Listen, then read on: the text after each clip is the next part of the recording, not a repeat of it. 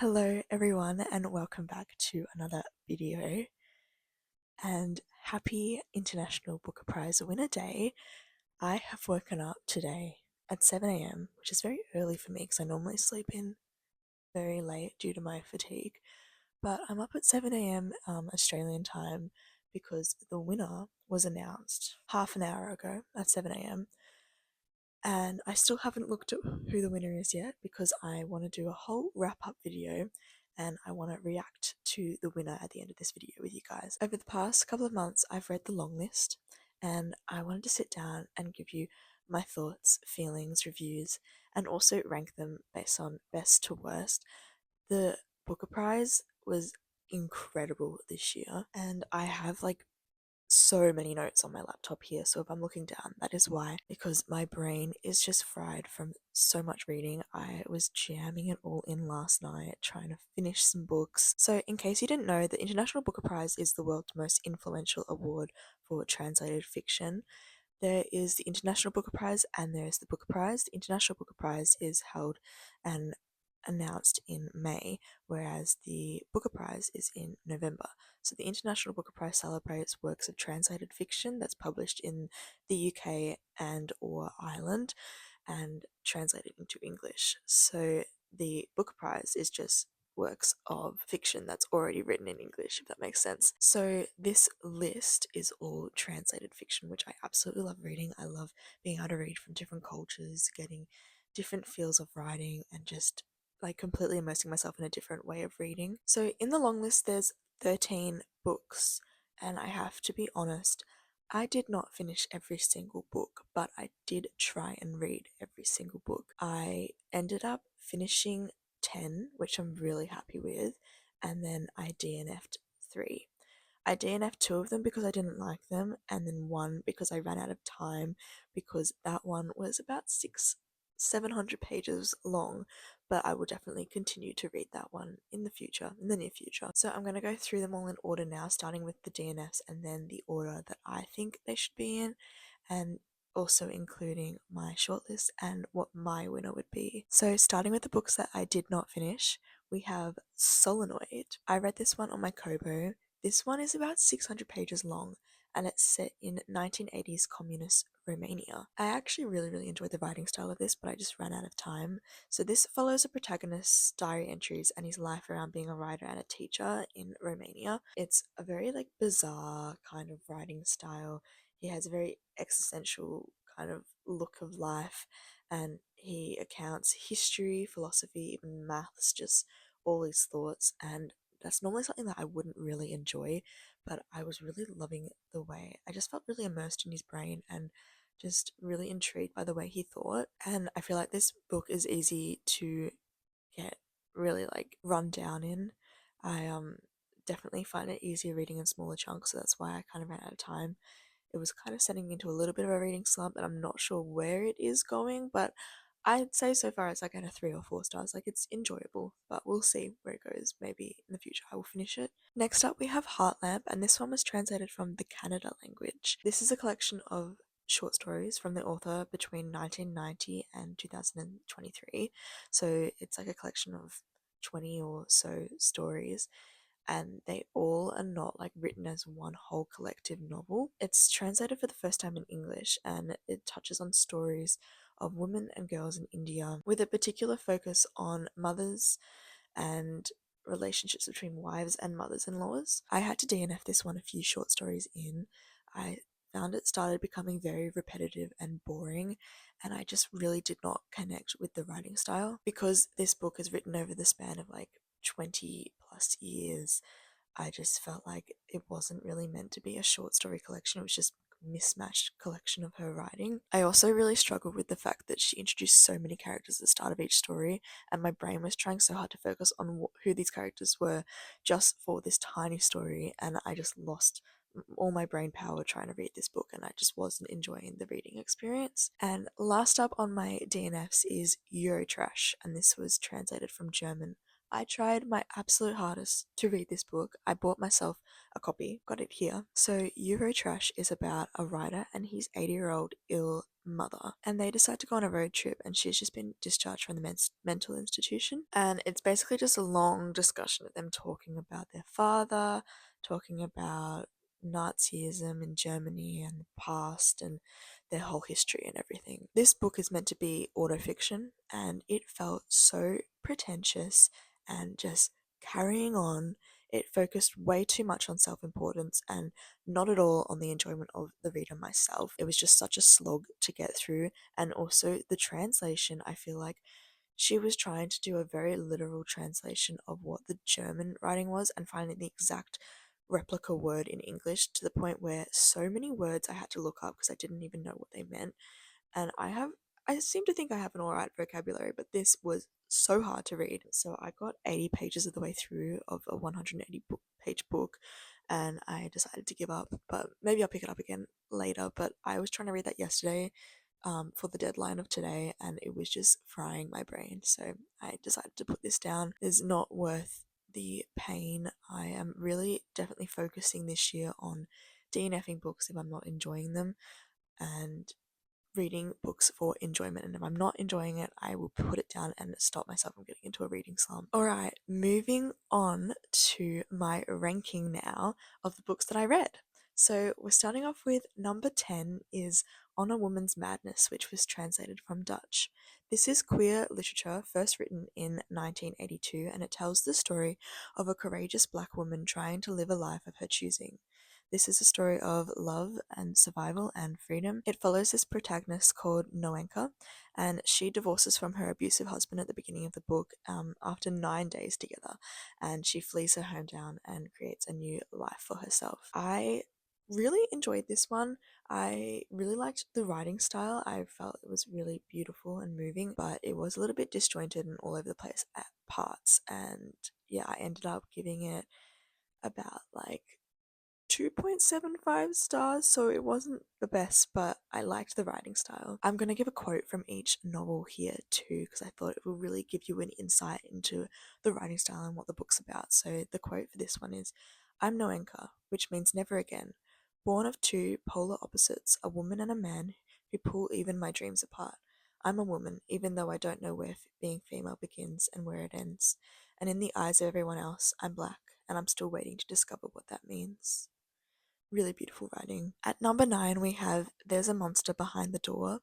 This is translated from French. So this is set in a small island off the coast of Madagascar, set in 1980s in the island of La Réunion. So they all speak French over there, and I did not even know about this island before reading this book, so I feel like I've already learnt so much just reading the book of Prize. So this follows the histories and the myths of the locals. They believe in monsters and creatures and myths and legends. So the elder parents and people, they tell stories to the young children to scare them into behaving, and they also believe in other mythical creatures to help cure and do spells, and it's very much interwoven in their believing. So this follows a young girl from the family of the DeSantis. It follows the DeSantis family, and they are a very violent and dangerous family, and she's basically following her whole upbringing and her trying to grow up and trying to avoid the same downfall as her family.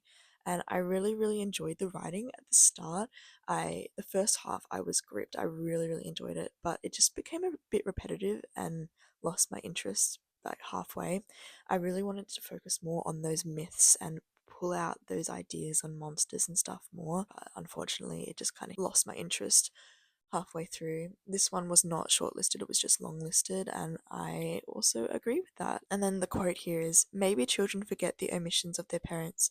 Of course, some tenacious memories linger on, occasionally taking hold, swelling and whispering unspeakable ideas of rebellion to the heart. But we have an essential instinct for amnesty, the urge to forgive our parents. It's the only way that traumatized 5-year-olds can get past 3 score years and 10 without catatonic depression or expensive psychoanalysis." Coming in at number 8 is a book that is in the shortlist and could be winning today, but I didn't enjoy it as much as a lot of people did enjoy it. This was A Leopard Skin Hat, translated from French. This is a story of friendship between someone who calls himself the narrator. They narrate the story, and his close childhood friend who suffers from a range of psychological disorders. It's told in a series of short scenes, and it portrays the young woman battling her many demons, and she becomes many versions of herself throughout the novel. And I really, really enjoyed the narrator's love and attachment and how he wrote about his feelings for her. But it was a very experimental kind of way of writing, and it just kind of hit the mark for me. The narrative style was very disjointed and deconstructed, but I really appreciated the writing style. It just didn't make for a very pleasant reading experience for me. But there were some very incredible, beautiful passages, so I want to read out one here. She was like a horse in fetters. It was truly dreadful to behold, to be so full of life, yet bound up in chains. And for what? To what end? Merely to endure a little longer. This book was written in the aftermath of the death of the author's little sister, so the book was kind of like a celebration of her really short life and also a farewell to her sister, which was really beautifully done. I just didn't enjoy reading it in a lot of parts. It just became very repetitive and very just, I wasn't sure where it was going and what it was talking about because it was very experimental, but I did really appreciate and love it, and I do see why it was shortlisted. All right, coming in at 7. Now we're at 7. I think every book from here on I really, really enjoyed. There were so many amazing books in the Booker Prize this year. So coming in at 7 is Under the Eye of the Big Bird. This translated from Japanese, and this one has also been shortlisted. And I really enjoyed this one, but just not much as the other ones, and there were some parts that were confusing. So this one was sci-fi. It's a speculative novel about the future in which humans are nearing extinction. It's kind of discussing the idea of some children being made in factories, some being made from the cells of plants, some being made from the cells of animals, and how we are trying to continue humanity without it going extinct. The survival of the race depends on interbreeding of these humans and mutating of these humans. But overall, it's really a meditation on the qualities that make us human, what makes us human, and just our lives. So I found it really confusing and disjointed in the first half. It's quite like a short story collection at the start, and I was very confused. I thought, is this meant to be a short story collection? But it all slowly comes together the more you read. Just stick with it, and it definitely does pay off. And then it becomes a commentary on the future of humans and AI, and it's really, really interesting the way that they've done this. And I really love the way that it touched on what it means to be alive and what it means to be human. The quote here says, "Did the humans keep loving and hating one another, even up until the end? That's right, they were constant, almost admirably so, all the way until the end. Even as they went extinct, they were still loving and hating? Yes, just like they used to be before they ever started their decline, each one loving and hating right up to their last breath." So chilling and so beautiful. Now we're up to number 6, and there's 6 books in the shortlist. So this is my personal shortlist. Coming in at number 6 is a book that did not get shortlisted this year. This is The Book of Disappearance, which is translated from Arabic. This one was incredible. This contemplates what would happen if all the Palestinians in Israel simply disappeared one day overnight. It touches on what would happen next and how would the Israelis react. This is told from the perspective of Palestinians before the disappearance and Israelis after the disappearance. It really touches on one particular Palestinian. His name is Allah, and also his friend Ariel. His friend Ariel finds his journal after his disappearance because his friend Ariel is not Palestinian, and he reads his friend's journal and he uncovers his friend's feelings and thoughts about being a Palestinian and the hardships that they've faced over generations. And his journal really touches on his relationship with his grandmother and the history of Palestinians going back to his grandmother. And I really loved the writing, and the connection to his grandmother was really, really beautiful. And it was such an amazing concept, and I feel like it was executed so well. I really loved the use of the magical realism kind of element to showcase such an important current, like, generational long problem. And I really loved how the quirkiness of the writing made it an enjoyable read, but it was also such an important read as well. And it was very, very emotional. I think that it should have been shortlisted. The quote is really beautiful, and it's from Allah to his grandmother. It says, "Cities are stories, and I only remember what myself lived, or fragments from your stories, and what you lived. But these ties have been severed. I remember their stories very well, the ones I learned in school, heard on TV, and read and wrote in exams in order to pass. I had to tell their stories to pass high school and college. That's why I remember them like I remember my ID number. I know it by heart. I can recite it any minute. I memorized their stories and their white dreams about this place so as to pass exams. But I carved my stories, yours, and those of the others who are like us inside me. We inherit memory the way we inherit the color of our eyes and skin. We inherit the sound of laughter just as we inherit the sound of tears. Ah, your memory pains me. Coming in at number 5 is Hunchback, which is translated from Japanese, and this was not shortlisted as well, and I wish it was. This is a debut novel and it touches on disability and chronic illness. The protagonist lives with a severe spinal curvature and uses an electric wheelchair and a ventilator, and she lives in a care home, and she decides in her spare time she's going to write outrageous erotic stories online and post them as a way to get by. But what happens is her new male carer, he reveals that he has read them all and he comes up with some sort of proposal, and it goes from there. I really love this book. It's very short and sweet, but it really touched on a lot of issues that disabled and chronically ill people face. I really love the way that it forced able bodied readers to kind of confront their own privilege in contrast to this lady who really struggles to read physical books. It's something that most people haven't even really considered if they're able to read a physical book, is that disabled people and chronically ill people can really struggle to pick up an actual book and read it, and it is a hard thing. I really felt seen in these passages. I myself, as a chronically ill person, I can really struggle to read because of my fatigue. I struggle to sit up and read for long periods of time, so I use audiobooks and ebooks all of the time to get through my reading, and it really helps me. And it's just funny how a lot of people on the whole social media, whole world of books, don't view audiobooks and ebooks as actually reading a book, which is kind of a look into them not knowing what their privilege is. And I really like the way that she kind of summarized this whole concept in her book. So I'll read the quote out here. Holding in both hands an open book 3 or 4 centimeters in thickness took a greater toll on my back than any other activity. Being able to see, being able to hold a book, being able to turn its pages, being able to maintain a reading posture, being able to go to a bookshop and buy a book. I loathe the exclusionary machismo of book culture that demanded that its participants meet these 5 criteria of able-bodiedness. I loathe too the ignorant arrogance of all those self-professed book lovers so oblivious to their privilege. Pain shot through my heavy head, which my bent neck could only just about support. With the forward incline of this reading posture, my lower back, arched so as to crush my internal organs, lost its tug-of-war contest with the earth. Each time I read a physical book, I could feel my backbone bending a little bit further. This one was beautifully done. I wish it was longer, and I wish it kind of fleshed out that idea more. It kind of ended up becoming a bit weird, but I also really enjoyed that. Coming in at number 4 is Reservoir Bitches. This was translated from Spanish, and this one was incredible. This was a collection of short stories translated from Spanish, centering around 13 Mexican women and really focusing on woman empowerment and basically bad bitches. I'm not usually one to love short story collections, but these ones were interconnected and interwoven in such an amazing, incredible way. It was really focusing on poverty, crime, and the survival and basically the violence against women. It kind of started off on like a more fun note, and slowly as the book went on, it really became quite more intense and much more of like a call to arms. Right at the end, the last story was just incredible, talking all about violence against women, and it became very, very intense and quite upsetting to read. It's clearly written with a lot of rage, and it gives such a great voice to these women, and I really, really, really enjoyed it, the way it's interconnected, and these characters were just incredible. And the quote I have here is, "Maybe that's your mission, to gather the bones of dead women, to piece them together and tell their stories, and then to let them run free." That was from the last story. Getting into my top 3, coming in at number 3 for me is who I believe will win the Booker Prize today, but I could be wrong. I would be happy if any of these top 3 win.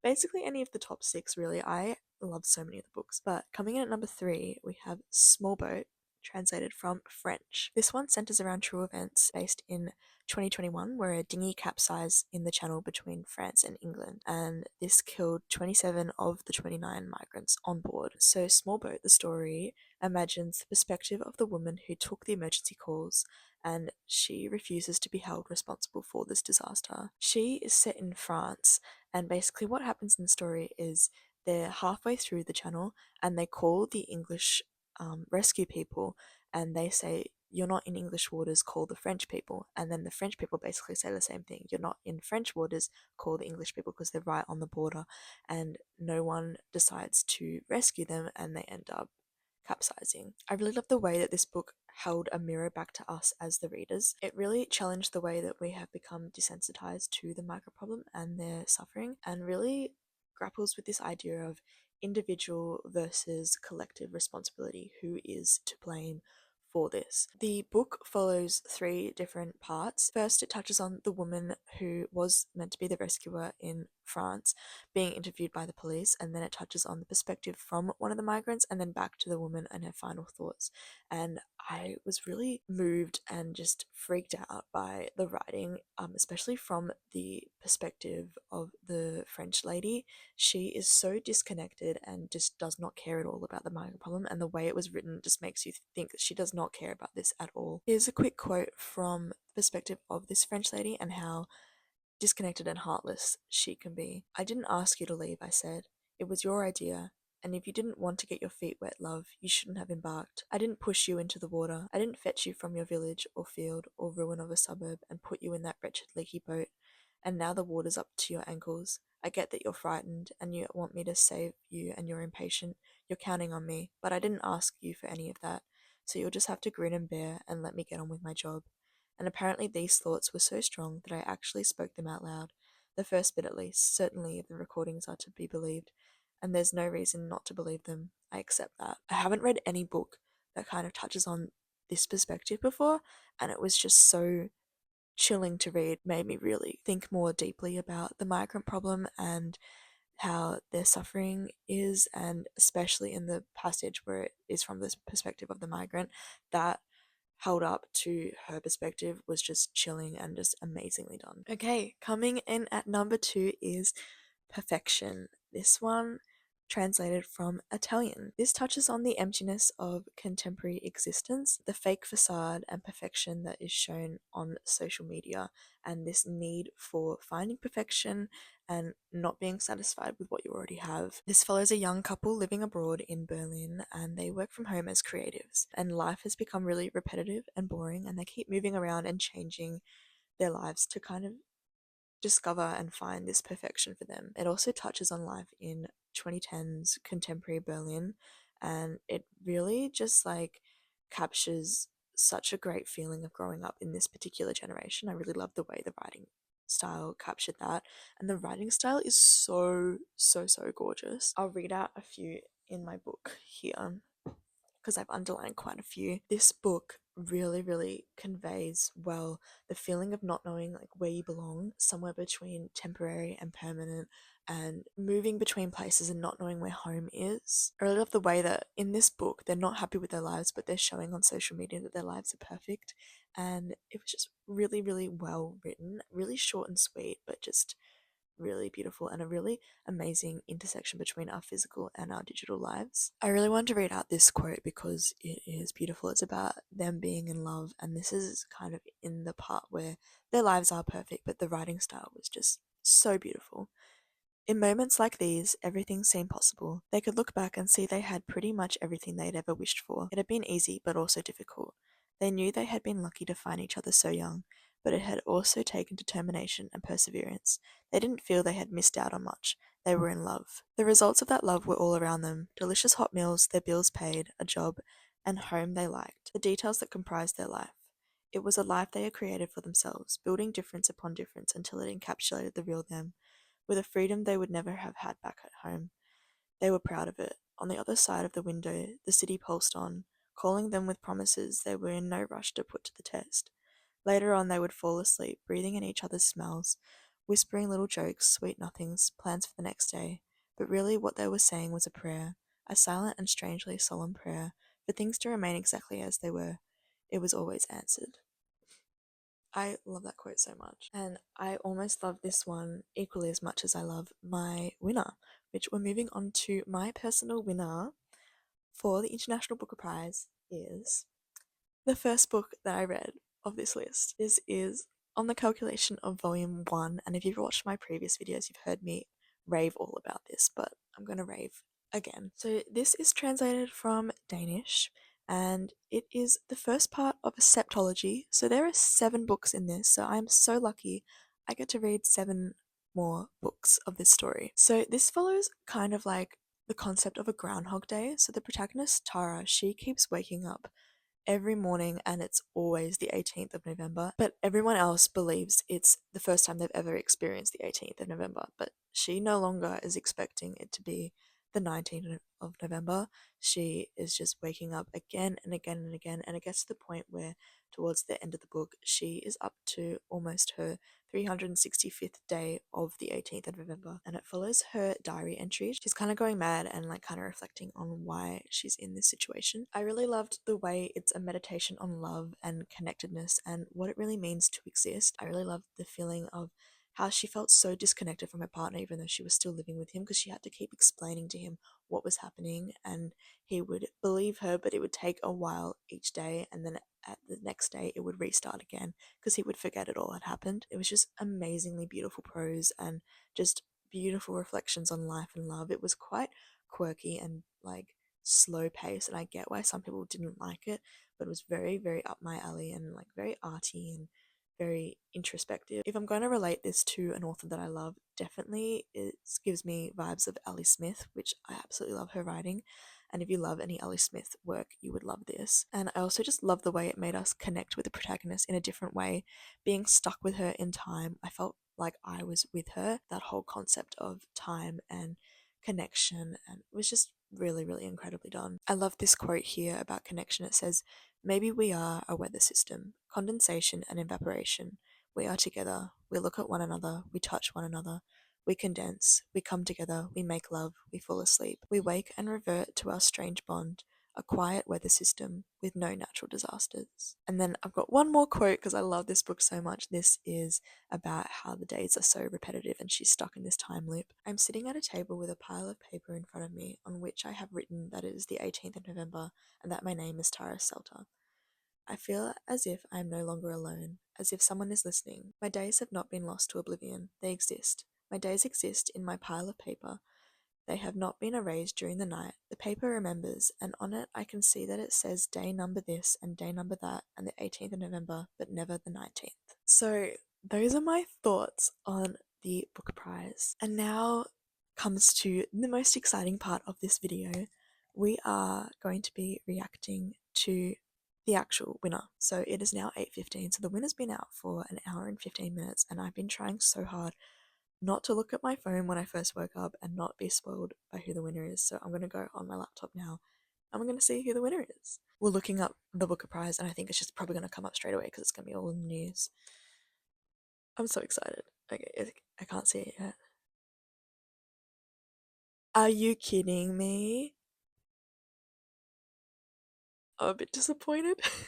The winner of the Booker Prize, the International Booker Prize, is Heartland, which is hilarious because I spent so much time reading all my books. I read 10 of the 13 and I DNF'd Heartland because I wasn't enjoying it. And I was so determined to read the winner before they were announced and be able to have read it and understand why they had won. And I'm very upset that I didn't push myself to try and finish reading this one. I think now that it is won, I'm going to go through and read why it's won and everything about it, and maybe I will try and push myself to reading it again, but I will not push myself if I'm not enjoying it. I would love to hear if any of you have read Heartlamp and your thoughts and feelings about it, and please let me know what your favourite read from the long list or the short list was, and if you thought the right book won or if you wanted someone else to win. I am so shocked that it was Heartlamp. I was not expecting that at all. There was probably like 4 books that I thought were going to be before that one, but I did not read all of it myself, so I didn't get a whole grasp of it, so I don't have a fully made opinion of it. So shocked by that because there were so many amazing books, but it was just a tough pull this year. And congratulations to Heartlamp for winning, and thank you so much for watching this video. Sorry if I blabbed on for way too long about books, but I really appreciate all of you for sitting down and watching this video, and I'll see you all later this week for another video.